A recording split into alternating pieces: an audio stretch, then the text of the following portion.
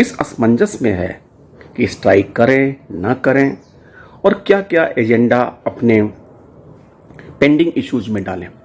ये सब बातों को लेकर चर्चा चल रही है। हालांकि आईबॉक ने तो पहले ही लिख के दिया है कि हम फरवरी में स्ट्राइक करेंगे, और अब all India bank officer association ने एक और सर्कुलर 30/1/25 को रिलीज किया है। Possible strike action by trade unions in our industry. Our organization, along with INBOC and NOBO, are in process of forging unity of officers in a constructive way. Consequent upon the ongoing meaningful exercise, a joint circular dated 27 January 25 was released by us, listing the unresolved pending issues at the industry level.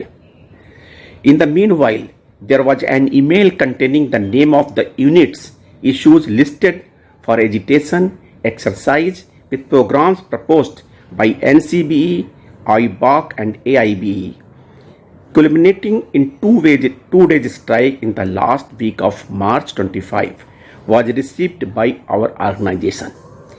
In response to the email, in the letter addressed to all general secretaries of 8 unions, we have suggested that inclusion of issue of updation of pension on the lines of RBI and also opposing disinvestment of government and LIC equity in IDBI, as both issues were taken by the then UFBU in January 23.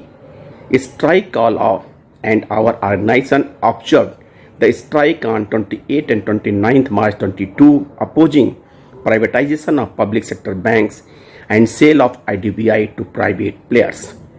Depending upon the response, we shall initiate required steps in escalating the matters of a meaningful resolution of the demands.